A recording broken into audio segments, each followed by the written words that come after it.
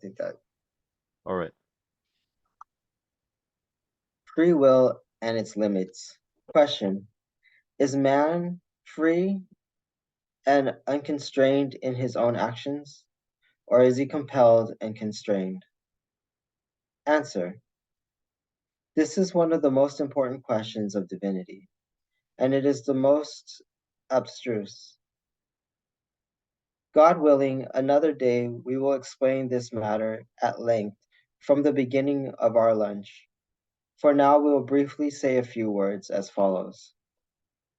Certain matters are subject to free will of man, such as acting with justice and fairness, or injustice and inequality. In other words, the choice of good or evil actions. It is clear and evident that the will of man figures greatly in these actions. But there are certain matters which man is forced and compelled, such as sleep, death, sickness, failing powers, misfortunes, and material loss. These are not subject to the will of man, and he is not accountable for them, for he is compelled to endure them, but he is free in the choice of good and evil actions, and it is of his own accord that he performs them. For example, should he so wish, he can pass his days in praise of God, and should he so desire, he can occupy himself with that which is other than him. He can light the candle of his heart with the flame of the love of God and become a well-wisher of the world, or he can become an enemy of all mankind or set his affections on worldly things. He can choose to be just and in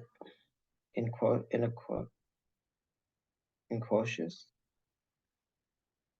All these deeds and actions are under his own control, and he is therefore accountable for them. But another question arises. Man's condition is one of utter helplessness and absolute poverty. All might and power belong to God alone, and man's exaltation and abasement depends on the will and purpose of the Most High. This is said that the gospel that God is like a potter who makes one vessel into honor and another into dishonor. Now the dishonored vessel has no right to reproach the potter, saying, "Why did you not make me a precious cup that would be passed from hand to hand?" The meaning of these words is that souls occupy different stations. That which occupies is the lowest station of existence, like the material, has no right to object, saying, "O God, why have thou, O God, why have you deigned for me perfections of this plant?" Likewise, the plant has no right to protest that it has been deprived of the perfections of the animal realm.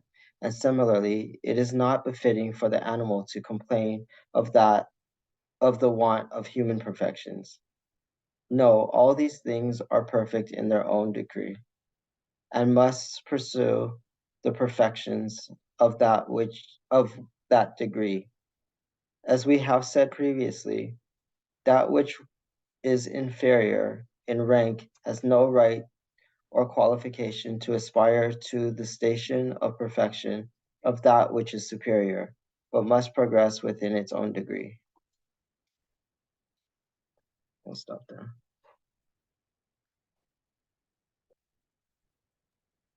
So, should you like to read? Sure. Moreover, man's stillness or motion itself is conditioned upon the aid of God. Should this assistance fail to reach him, he can do neither good nor evil. But when the assistance of the all-bounteous Lord confers existence upon man, he is capable of both good and evil. And should that assistance be cut off, he would become absolutely powerless. That is why the aid and assistance of God are mentioned in the sacred scriptures. This condition can be likened to that of a ship that moves by the power of the wind or steam. Should this power be cut off, the ship would become entirely unable to move. Nevertheless, in whatever direction the rudder is turned, the power of the steam propels the ship in that direction. If the rudder is turned to the east, the ship moves eastward, and if it is directed to the west, the ship moves west. This motion does not arise from the ship itself, but from the wind or steam. In like manner, all the doings of man are sustained by the power of divine assistance, but the choice of good or evil belongs to him alone. It is like when the king appoints an individual as governor of a city, grants him full authority, and shows him that which is just and unjust according to the law. Now, should the governor commit injustice, even though he acts by the power of authority and authority of the king, yet the king would not condone his injustice. And should the governor act with justice, this too would be through the royal authority, and the king would be well pleased and satisfied with his justice. Our meaning is that the choice of good and evil belongs to man, but that under all circumstances he is dependent upon the life-sustaining assistance of divine providence. The sovereignty of God is great indeed, and all are held captive in the grasp of his power. The servant can do nothing of his own will alone. God is almighty and all-powerful, and bestows his assistance upon all creation. This question has been clearly explained and elucidated. Okay, you want to go back and do a paragraph by paragraph? Read like a commenting? Yeah? Uh, you want to start with the question and answer just the first paragraph? Okay. Is man free and unconstrained in all his actions, or is he compelled and constrained? This is one of the most important questions of divinity, and it is most abstruse. God willing, another day we will explain this matter at length from the beginning of our lunch. For So, now, sorry. Oh, sorry, I thought you were done. Go ahead, because you for scrolled. now we will briefly say a few words as follows. And then at the end, it says what? The last part of the entire chapter, he says, Huh. It's been clearly explained and elucidated. so we got lucky. Huh. Well, we got lucky in the sense that everything that's essential is already in this chapter, right? So anything else we would be able to use this as a foundation and then read from other writings to be able to build upon it and unravel other things that might be not explicitly written here, right? But I believe that probably in other writings of Abdul Baha, I'm trying to remember the promulgation of universal peace. I think it would be more explained in there in certain parts of his daily talks in different churches and whatnot. But so he's already set up that it's actually, here's the thing though, this is one of the most important questions of divinity, right? So he tied our free will directly uh to God, right? To the all compelling power of God, right? So this is how he frames it. So that in other words, our free will and its limits is not something that can be isolated from the rest of, not only from the rest of existence or creation, but from God itself, obviously, right? So that's important to keep in mind. Why don't you go ahead and read the second paragraph too? Certain matters are subject to the free will of man, such as acting with justice and fairness, or just injustice and iniquity. In other words, the choice of good or evil actions. It is clear and evident that the will of man figures greatly in these actions. But there are certain matters where man is forced and compelled, such as sleep, death, sickness, failing powers, misfortune, and material loss. These are not subject to the will of man, and he is not accountable for them, for he is compelled to endure them. But he is free in the choice of good and evil actions, and it is of his own accord that he performs them.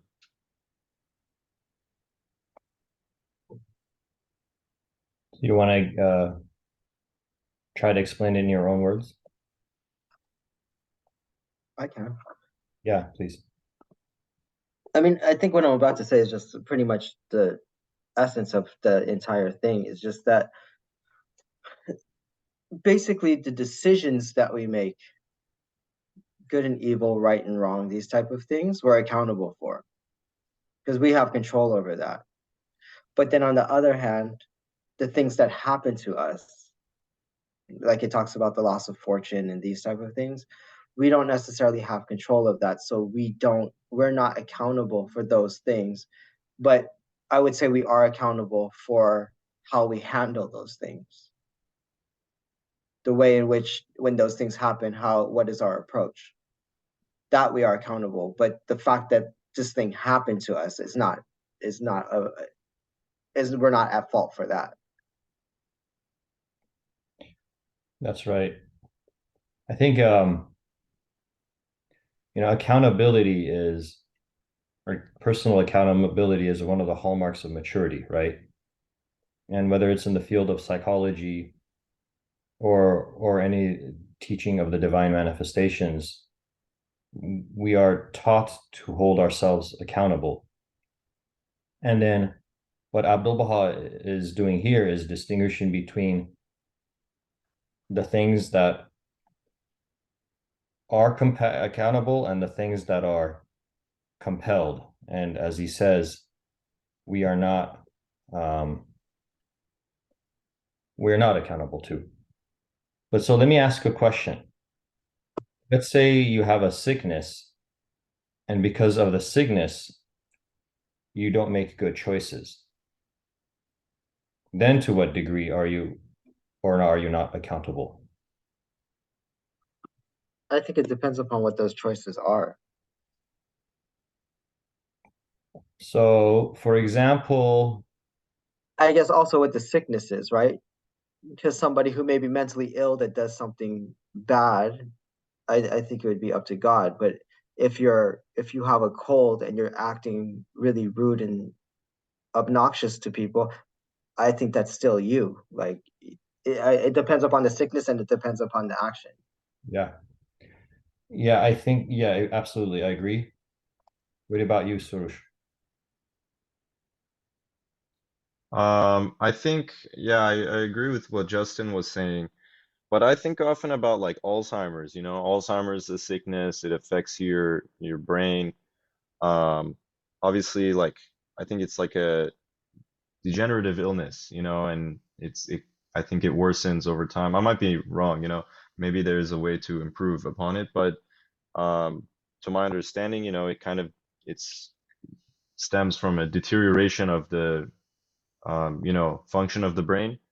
And in this case, I mean, I don't, you know, I don't think, we talk about how in matters of sickness or, ill health, the spirit is completely unaffected, you know. Um, I think it is possible, depending on the sickness, um, we can still be at fault, if we're just sick. I think somewhere I read from the writings that, you know, it's like it says like always be, regardless of whether you're tired, you're hungry, you're happy, you're sad, you're sick, you're healthy, you should always try and be happy, or you should always try and um, kind of show forth happiness and almost like don't let it be a hindrance, try and minimize the impact of that affliction that you're going through. Um, but I think it of course depends upon the sickness, like I said, like Alzheimer's, it's something that I think it would be infinitely harder to, blame someone for not being able to, function the same way that they would without the illness. Um, yeah, it very much depends on the circumstance. Yeah, I agree. What's interesting is that actually, like neurodegenerative diseases specifically, or anything that any kind of trauma or damage to the brain, like there's the case study that everybody learns, and when you take any kind of neuroscience classes of that of Phineas Cage, right? I think it was like a 19th century miner. Yeah. And he had a piece of rod or something go into his cranium here, knocking out his prefrontal cortex. And, he used to be a very mild-mannered, happy, jovial individual, good character. Everybody liked to be around him. And then after that, he became a very angry, irritable person. His wife divorced him. He couldn't hold a job, obviously. He swore a lot. He just became completely different personality. Then we ask ourselves, all right, well, is his soul affected? Is his soul able to continue spiritually? What's going on with him? Clearly, he would not be accountable for any of his actions because he no longer has that, faculty of reasoning, which is why we have a prefrontal cortex, right? And also the inhibitions that are from just doing whatever we want that our prefrontal cortex, gives us that power of. So of course, yeah, he's not accountable, but nonetheless, his life isn't good, and people are not going to be around him. So even if they were to say, oh, it's not his fault, they're going to still avoid him. So from all external purposes, people are interacting with him as if it is blameworthy. You see what I mean? Even though it is not blameworthy. A lot of the end results is the same. That's one thing. And then another one is, it's another one that I was thinking about. Um, I kind of forgot, but so yeah, so there are other things, for example, balances that are hormonal imbalances, like women sometimes have postpartum depression. Um, if you have a particular lifestyle, like a lot of night shift working, you can get, or people who get seasonal affective disorder, any kind of a psychological thing, right? That has a neurological origin. Your brain will, instead of being able to transmit reality with as much fidelity as possible, will start to distort the reality that it's showing you. And by you, you can think that it's your soul, right? So your brain starts to have a distorted view of reality, and you still doing your best.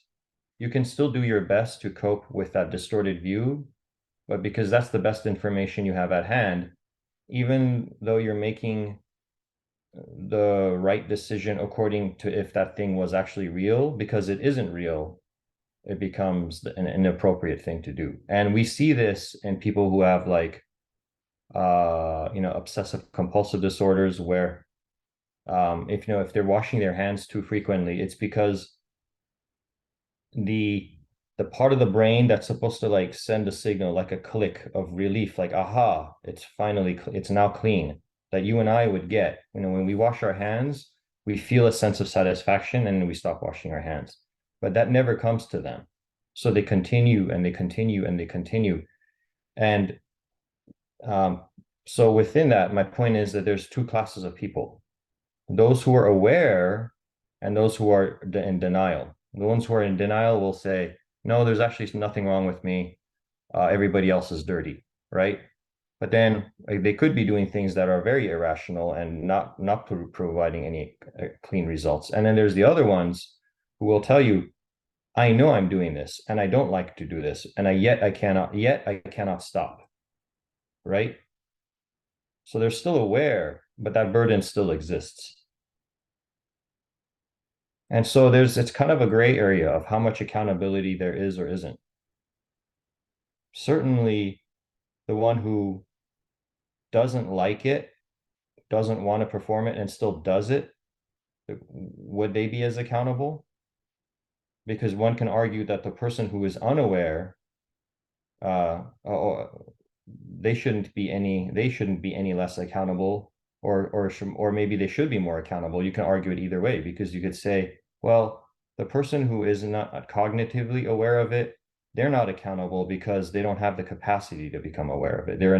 But or they could just be in denial of it, even though they can have it, the cognitive, even though they still do have the cognitive capacity, but it's because of some other issue. Like, for example, they're an inherently stubborn person. So even if they didn't have OCD, because they're inherently stubborn, they're not open to any feedback from anybody on anything whatsoever. So basically, look at it like this.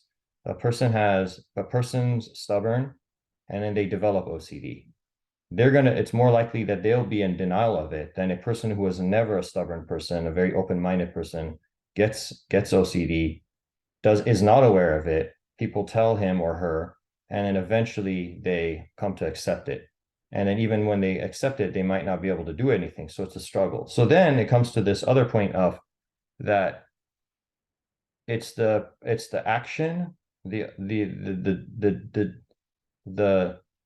the significance of trying, even though even if you are doomed to fail, the mere act of trying is acceptable to God, and you're freed from the accountability. So the person may not actually be able to stop washing their hands, but the fact that it's tormenting them and they don't want to shows that this is not something that is uh, inherent in their soul or the desire of their soul. Therefore, it's not the free will of their soul. It's the limitation of the body, and the soul is not able to break through that. You see what I mean? And I think that, you know, one would need to consider this, especially in the field of legalities, in the field of criminal justice, the treatment of criminals. When is pure punishment when should pure punishment be applied? When should correctional behavior be applied? So all these things need to be looked at in the context of the person's uh, development of their soul versus the state of their brain and body, and put them and look at it as a whole package.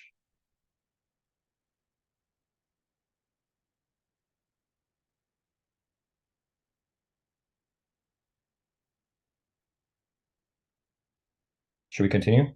Any other thoughts? Last time we read this chapter, we talked about fate, and there was two kinds. It was conditional and irrevocable fate. So is this the same thing as what we're reading? Like, we're reading that there's kind of different circumstances where free will comes into play, right? Um, what I don't know if we had names for it. I don't think Abdul Baha put names on it, Well, or I he guess I would just call it accountable and unaccountable. okay, yeah. But here we talked about um like oil in a lamp. The amount of oil that the lamp starts off with is is uh is irrevocable, right? Yeah. But these uh or wait, Yeah, it's a if all goes well, you can have the candle burn for an hour. That's an irrevocable fate. And then if anything yeah, less than an hour would be the subject to the accidents of life that should be avoided. Those are right. conditions, right? Okay.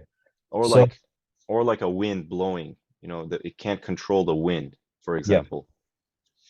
Anyways, So there is overlap. There's definitely overlap. And I think one way to help try to figure out which is what is, well, the things that are forced and compelled, they are what was the word that irrevocable, right? yeah. But how we deal with them and the to degree in which we can protect ourselves from them is conditional. In other words, sleep would be an irrevocable fate. Um, it's something that we are compelled to do, and it's not blameworthy to sleep. But how efficiently you sleep, given the best resource available to you. And that's another consideration, right?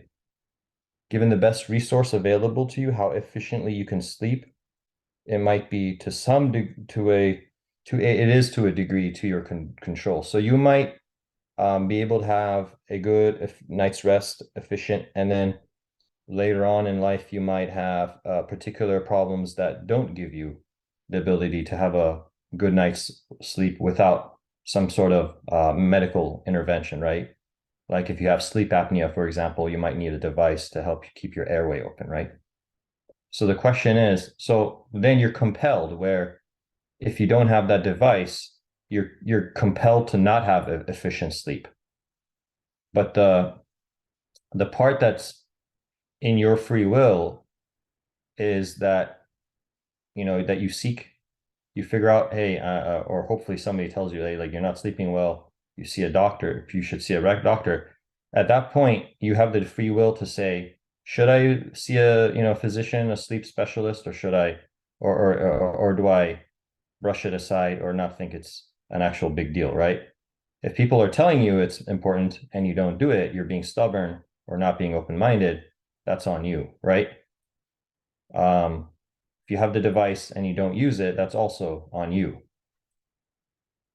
So in a way, our free will is designed to take, it's like where they say, you got to play the hand you're dealt in life. Like it's a combination of what comes to you and then what the meritorious deeds are not what did you do in life, but what did you do given your constraints?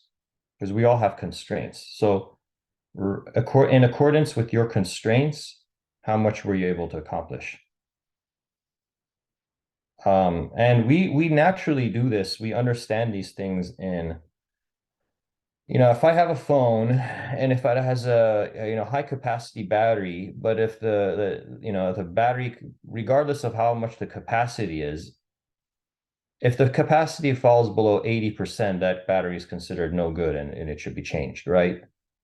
Now, that high capacity battery, even at 80% health, might still outperform a lower capacity battery with 100% health. But we don't throw away the lower capacity battery with 100% health because we say, well, that's the design specification. It's not, it's a 3000 milliamp hour battery. It's not a 4000 milliamp hour battery. I can't expect it to have more than 3000 milliamp hours, right? So I don't throw it away. But if the 4000 milliamp hour battery holds only 3000 milliamp hours worth of energy, then I'm like, okay, it's time to change the battery, you see? And this is what Baha'u'llah says about how he says that the whole duty of man is to obtain his portion, right, of that flood of grace. And he says it's not that it's the size of the receptacle is not important, but it's important to fill it to the brim. He says, and somebody's measure might be a handful, another one a cupful, and yet another person's a gallon measure, right? So if someone has a gallon measure, but they only fill it a cup, that's blameworthy. If someone has a cup and they fill it to the brim, they've attained unto all good. This is how it's possible to both have diversity in this world in terms of capacities, yet still have accountability. Because God never compares one soul to another. There's always a quotient in the comparison. It's your actions divided by your potential. If you're going to create a math formula, it would be what you did divided by all yet you could have done. And then and then 1-to-1 would be perfect, right? 100%.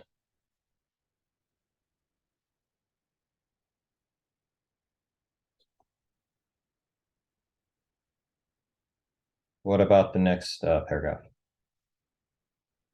Justin, would you like to read and discuss, start the discussion on this one? For example, should you so wish? For example, should he wish so, he could pass his days in praise of God. And should he so desire, he could occupy himself with that which is other than him.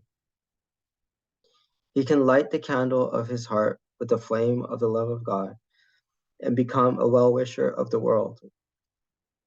Or he can become an enemy of all mankind, or set his affections on worldly things.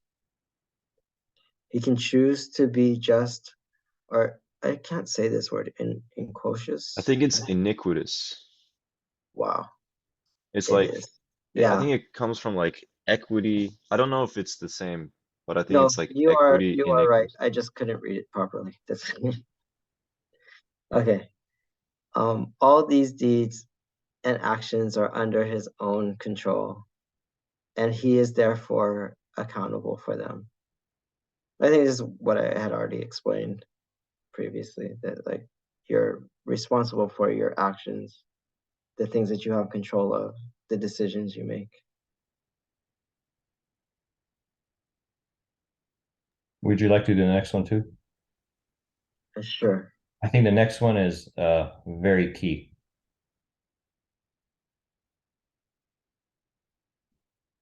Okay. But another question arises.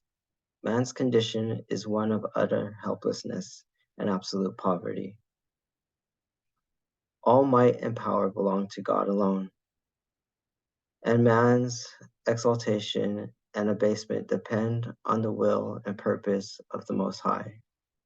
Thus it is said in the Gospel that God is like a potter who makes one vessel unto honor and another unto dishonor. Now the dishonored vessel has no right to reproach the potter, saying, "Why did you not make me a precious cup that would be passed from hand to hand?"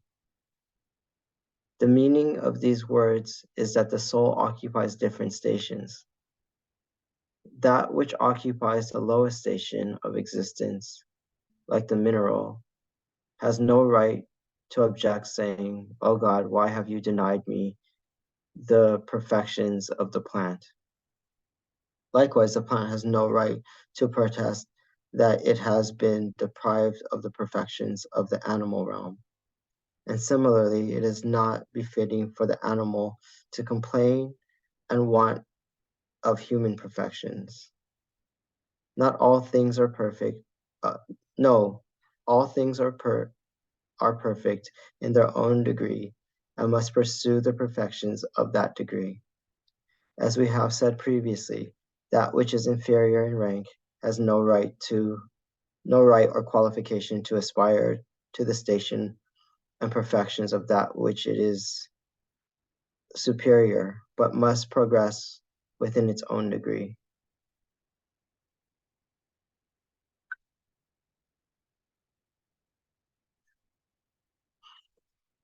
Um, I mean, this is very similar to the thought that like that which is lower does not understand that which is higher, or the one that makes like when it talks about like God does not human does not understand man in the same way that like if a man makes a table, the table doesn't understand the person who created it. But in this sense, it also says that like it also doesn't have at one degree that it doesn't have the right to question the one who created it as to why it didn't make it better. But this also goes on to say that in these different stages of existence, of the like between the mineral, the plant, the animal, human, and pretty much the divine, like one does not have the authority to question, not authority, but should not question why am I not the next level up. So yeah. There's a lot of humility that must be acquired, right? Mm-hmm. but it doesn't mean that the whatever in its own station, it does have the bounty of, which is to progress within its own station, right? Correct. What's interesting though is that with these mentioned stations, none of them have any love, at least we know of. And I'm saying that just so that nobody can say, oh, well, we don't know. Like to our knowledge, none of these stations outside of a human being, like in other words, the stations of animal, vegetable, mineral, actually has the capability to protest, right? Have Mm-hmm. enough awareness to actually, like, no, even a chimpanzee, no matter how, or any kind of a ape, no matter how advanced, will not look at a human and say, why wasn't I created like you are? So no animal does that, let alone plants and minerals. So then it seems to me like Abdul Baha is saying this to make a point about us, because it's moot in the other kingdoms, because they don't do that anyway. So within the human kingdom is where a person can say, why did you not make me a precious such a such that would be, I don't know, recognized from person to person or glorified by others or whatever, right? Mm-hmm. And that can take many forms. But one of the forms, before we get into within this the human realm, is the most immediate form is that man is the first stage of creation that actually has, in terms of like the kingdoms, is the first kingdom of creation that actually has, that finally reaches the stage of recognition of self, right? Self-awareness, and thereby uh, can ask if there's anything more, and thereby ask, if there's a God or any other being. Anyway, in other words, if we aren't man, as God has created us to know him and to worship him, then he has to give us the ability to be able to actually do so. And by do so, I mean to raise the question about the existence of something outside of, like, more superior to us, divinity, obviously. So, and we can. So we can ask that question, does God exist? And we do. And we ask ourselves, do we exist? I think, therefore I am. But what we don't have the right to question is, why didn't God create me uh, as a higher form of either human or higher up still? Like, why didn't God create me perfect like Abdul Baha from the get-go? Is one of them we cannot ask. The other one is, why am I not a manifestation of God, right? Mm-hmm. And where is it that we see examples in the history of our faith where somebody, you know, uh, covets the station of the manifestation of God? How come I'm not a manifestation of God? Like, where do we see examples of that? With Mirza Yahya, but even to a lesser degree, you have um, Mirza Muhammad Ali, who wanted the station of Abdul Baha, because we also cannot have that station. So, like, yeah. That's right. So when we think about contentment, it's within our own kingdom, but also that both intra-kingdom and inter-kingdom contentment. We need to be content with being a human, and I think most people are. They really think about it. But I must say that of all the, between the Guardian, between Abdul Baha, and between the manifestations of God, I think Abdul Baha had the Goldilocks zone. And I think between the Guardian and Abdul Baha, the Guardian had it the toughest. Mm-hmm. Everything Abdul Baha was able to do, he just was able to do with the perfection of being Abdul Baha. So nothing could really, truly bother him. But, the Guardian was under a lot of stress and reacted to it just like you and I would. So in a sense, that's more commendable because it's tougher. But it's more like, I admire the Guardian, Sholi Effendi. I would never want to, but I definitely certainly do not envy him. You see what I mean? Like, no way. I don't want to walk his path. Not at all.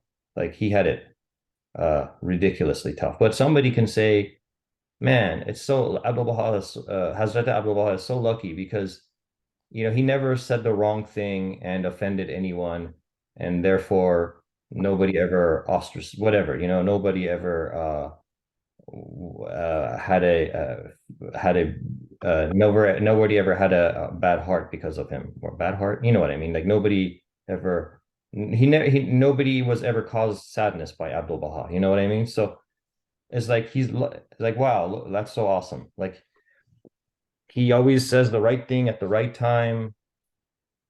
I wish I could do that, So I wish I could do that is okay because then you strive for it. But why can't I be able to be that way from the get-go? You can't you can't you can't want that. You can't ask for that. Let alone have the desire to have like the ability to like have direct revelation and whatnot, right? Or peer into the other realms or be able to be a master of the universe and withhold from, performing miracles even though you can. Like doesn't the Bob say in the in the Dawnbreakers how he says that if it were to be my wish, I could take this dirt on the ground and turn it into the most precious jewels, right? Now he's Mm. saying it both figuratively and metaphorically. I mean, like literally and metaphorically, like literally and figuratively, because as the manifestation of God, he can turn whatever mineral into another one. They never do that. They're not going to break the law of God. But what he really means is that the undeveloped souls of men, which is like the unrefined ground or the dirt, he can turn into the most precious of jewels. Like like the poem Abdul Baha Ruya Khanum states, to hold pebbles and see jewels, right? So that's the true transformation, and that's the true miracle. And that's the miracles that we should talk about, the spiritual types. So, but there's another thing. So that is a given. All right, we can all agree. Okay, don't covet the station of the manifestation of God, right? That's a no-no. Fine. Or the station of Abdul Baha, fine. Or even the station of the guardian or guardianship, fine, definitely. Because these are all lead to various levels of covenant breaking, right? But what about coveting the station of a fellow human being? Because we do know, because Abdul Baha does make it clear that individuals are created within various degrees and limitations, because nothing is uniform in the physical realm. And I'm not talking about our souls. I don't know how our souls are, if they're all uh, equally capable. And then I think our souls probably are equally capable, and then they just pick up the limitations based on our bodies, our genetics, and our environment and the time we're born in. Or maybe not. Maybe each soul inherently does have different abilities in the next realms. And so there's still innate differences between souls, regardless of their level of work that they've done, right? I don't know that yet.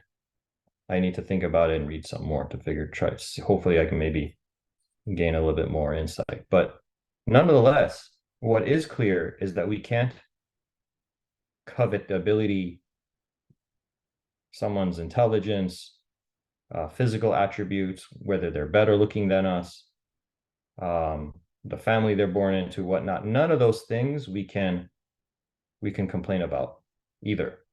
And I think that's really the crux of this, because the examples that Abdul Baha uses here, which is that the mineral doesn't covet the vegetable doesn't covet the animal, the abnormal doesn't covet the human, those things aren't happening anyway.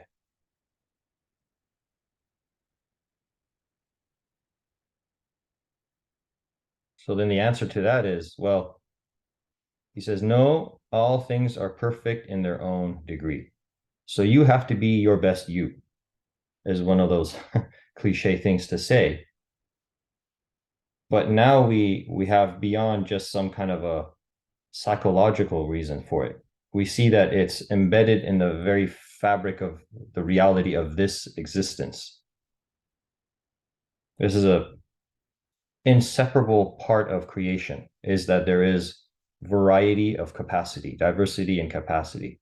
Nothing is homogeneous in the material world. And does that make sense? Or maybe I'm completely wrong. You guys can definitely object. And I'd like to hear those insights.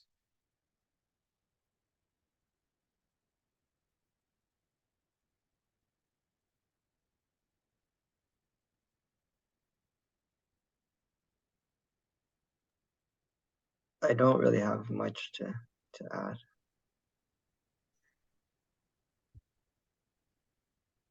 Sorush, what about you? Should we move on to this next analogy of the Yeah. where did it go?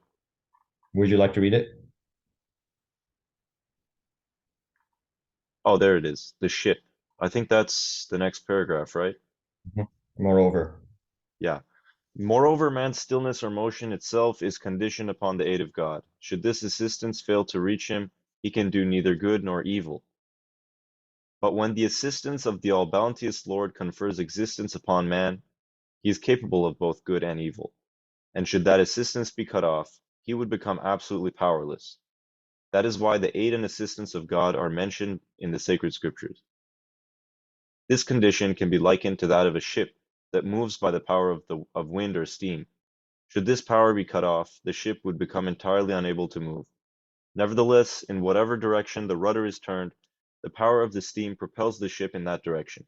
If the rudder is turned to the east, the ship moves eastward, and if it is directed to the west, the ship moves west. This motion does not arise from the ship itself, but from the wind or steam.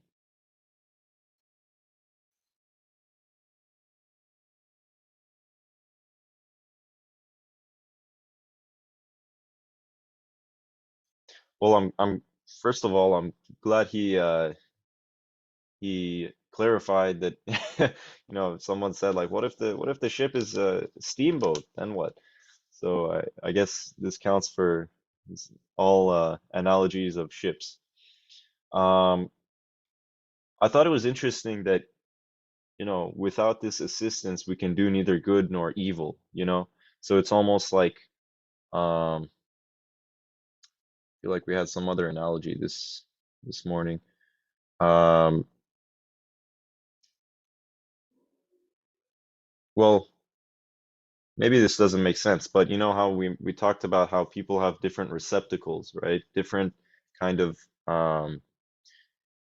different, I guess, uh, levels of opportunity, um for their actions, for what they're gonna do, and whether, we talked about whether or not people are able to, for example, um attain the full level of um uh, you know, or make full use of the um, faculties that have been given to them. And I guess, anyways, I'm thinking of like good or evil. Like you could fill the cup with something good, or you could fill it up with something evil, right? Shaheen was talking about how there's that passage, right, that says like to some it has been given a cup full, some people a gallon measure, right? That one. So I feel like I'm thinking about, I guess you could fill it up with a good thing or an evil thing, right? You could use that capacity for good or evil. Um, so you could fill it up with milk, or you could fill it up with poison. Anyways, I don't know if that's not a perfect analogy, but um, let me see. Yeah, so that's interesting to me. If we don't have the assistance of God, you can do neither good nor evil. So I guess, by this logic, even when we're doing evil, we are doing that by the assistance of God, you know, even though it's not the will of God. So if we are doing evil, we're still, using that, you know, what has been given to us by the grace and bounty of God, which is an interesting principle, I think. Or maybe it's not. Maybe it's just simple logic, you know. Um, Anyways, moving on. Uh, let's see. No, don't move on yet. I got a question for you. Has anybody Okay. ever prayed for something for it to happen only to regret that it happened? Be careful what you wish for. Yeah. Probably. Um, so everything that we can want, if it's possible to some degree, that's at a practical level possibility, you know, not quantum physics type where yeah, I can technically put my hand, you know, in this wall, and if the atoms are arranged at the right thing, my hand will go through it. But something actually probable, right? Anything that is probable can happen. So in our life as we navigate it, we have the probabilities of things that will benefit us and the probabilities of things that will not be beneficial. And we can, without even praying about anything, we can really force our will to getting, you know, what we want. And oftentimes Baha'is, when they pray for the will of God, they look at it as if they look at it like this, like I want this, inshallah, it will happen. But I think maybe the best way to approach the will of God is to pray that in the event that you're doing something that's potentially wrong, that steam power that can give it confirmation does not happen. In other words, uh, pray for the will of God in the manner of, like, we always pray for the will of God to open doors for us, is what I'm trying to say. But nobody really prays for the will of God to close doors. Nobody, at least not that people that I know. I don't know anyone who prays for God to close doors on them, close particular doors on their face. And I say this because when everything that we do in life requires a decision, right? To decide on something. And to decide, DEC, the Latin, to decimate, you know, decimal, or as I think it's Greek actually. I'm not sure, but it doesn't matter. It's from when the Romans, when they would decimate or make a decision, it's like and if a Roman army failed at something, they lost a battle or whatever, every 10th person was killed as a punishment. Like 1, 2, 3, 4, 5, 6, 7, 8, 9, 10, whack. Every 1, 2, 3, 4, 5, 6, 7, 8, 9, 10, whack. So that every 10th person was cut off. So the word to decide, that's how the decimal portion of it is. But to decide means to cut off. So you have multiple possibilities, and then you just by through making decisions, you cut off everything but ultimately the one. Right? Decimaire, there it is, the 10th. Yeah. So well, we don't really do that. But if we were to really ask ourselves, I think prayers of protection really are prayers of decimation. Because if you don't know if you should zig or zag and which one would lead you to a car accident or not. But if you pray for a protection and you go a particular thing and the door closes in your face, that is your protection, maybe. Right? We look at instances where we see that the soul is prime, the body is secondary. So, as Abdul Baha says, it's better for one to starve than to steal on someone else's food. You know, right? So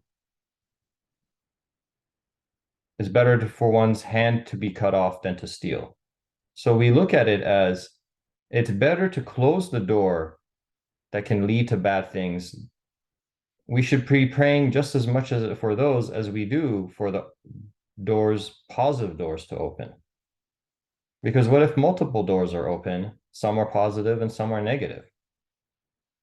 Because we can, if we are stubborn about it, and sometimes God will do this as a lesson to us, give us the thing that we think we want, ultimately for us to learn that that's not what we want.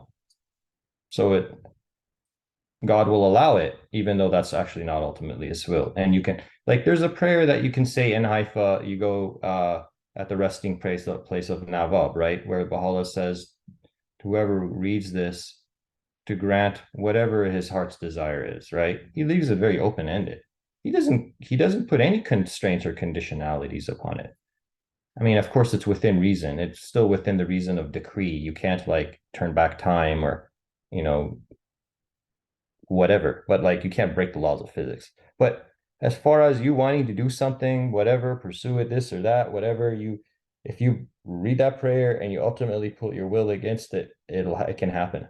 So, and you have to have faith in that. But that very faith, that very faith that thing can happen, like that power has been given, it's dissipated into the world for you to get.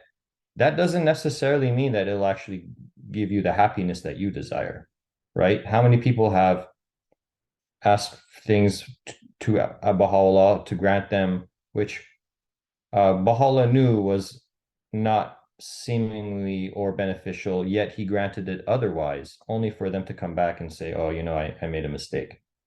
I should have never wanted this. So again, these are examples of the steam or the wind and our rudder. And when we say, oh God, guide me, we're hoping that he helps us guide the rudder. If we say, oh God, guide me, protect me, we're hoping that what would that look like? We were hoping that the waves are calm. It's to have and when you have if you have a pure heart, then you can be more susceptible to your soul telling you, yes, you should do this, or no, you shouldn't be doing this. At least for myself, I feel like oftentimes before I do something or say something, there's already a part of me that already has sanctioned it or doesn't want it, but it's too late. Like, oops, it already went out in the air. Like, and it's not just things. It's weird. It's like if I were to shoot a free throw in basketball, I already know, even mid motion before the ball has left, that this is gonna go in or it's not. And it's like my soul is telling me, no, that's not gonna go in. And it doesn't go in. But not because it's not a self-fulfilling prophecy. It's more like it's not even my soul. It's just the body kinesiology didn't feel right. But it's like the swallowing reflex. Like once you initiate it, you can't really stop it. So you have to train yourself to kind of be in tune with the thing that's instinctively known. I know I'm getting a little bit esoteric now at this point. But the point is that we have to look at this with such a high level of humility, where we don't question, why is it that someone has both in this world, we have people who have amazing beauty, and they're they are what do you call it, like celebrities or whatnot. It's like who are rewarded for just something that's genetic, like good looks, because through their good looks, of course they worked hard, quote unquote, but they had the foundation where they had a good voice or a good look or whatever. They were athletic to some threshold level where if they actually put the effort, they can either become an athlete or an actor, singer, whatever it is. They had at least that inherent thing, and then of course they cultivated it. But someone else, because they don't even have the inherent thing, there's not much to cultivate at all. And then those people, they cultivate it, and then they get rewarded massive amounts of money and power, fame, status, et cetera, et cetera. And someone else might say, oh, how come it's that person and not me, right? But this is the wrong way to look at it, because this has nothing to do with spiritual growth. In fact, even if we look at things we've done in terms of service for the faith, that might be also a little bit distorted. For example, let's say we read an obituary, and obituary could be non-Baha'i or Baha'i, it doesn't matter. But let's say, just say you use a Baha'i, for example, such and such was a member of this and spent so many years here and there and did service to the cause here, this, and you can make like 2 paragraphs or more written about this person, right? And then somebody else's obituary might just be 1 or 2 lines. But we really don't know, and this is the important part, that the 1 or 2 lines, although from an absolute value standpoint, is obviously way less significant than this much one. But when we use the rule of, you divide it against what the opportunities that were presented to you and you did take advantage of, maybe that one line statement was all that person was able, could have done by the decree of God, right? Like that's it. So they're 1-to-1. So they're at 100%. Whereas the person that has 2 paragraphs written about them, maybe that's actually only 40 or 50% of what they could have done, right? And this also goes into the theme of why, let's say giving to the fund, for example, that it's not the amount that you give, but the degree of sacrifice that raises it to the nearness of God, that God is most pleased with. Nonetheless, so if you ever listen to this excerpt from a bigger talk, it's called On Consecration, that Ali Nahjavani talked about, and it was sorry, not talking, like not even a lecture, I don't know what you're going to call it, but like this particular excerpt, which is maybe 10 or 15 minutes long, is part of a greater one. And in the greater one, he says about how, I think this is during the time when, I don't know if it's when they were going to build the terraces or something earlier, I'm not sure, but when the house needed funds, they would send house members to the various parts of the world to encourage the friends to give to the faith. Now they would send a person to America, but they would also send a person to, some like parts of like Central Africa as well. And he was telling me how about telling me he was in this story, Allah Nakhjavani says about how, I think in one of them they created, I guess I'm paraphrasing now, like maybe like a bonfire or something like that, where everybody's like dancing around this fire, and each person is sacrificing something they would give. And one person might give their wristwatch, one person might give their wallet or their shoe or whatever. And if you think about the sum total of everything that people in this particular village were able to do combined, it might be in the equivalent of like 50 to 100 US dollars, right? Now, that is, from a sacrificial standpoint, very noteworthy, very commendable. But if you look at it from a pragmatic view, it's a financial loss for the house to send a representative to those areas where the plane ticket is going to cost more than the money offered through sacrifice, right? So from a business standpoint, from a materialistic standpoint, from every standpoint known from an economics, from a materialistic point of view, it's something that's absurd to do. When we look at it from a spiritual standpoint is when we see its significance, which is that the house does not wish anybody to be deprived of the joy of sacrifice, even if it means a negative on the balance sheet, because spiritually that's more important.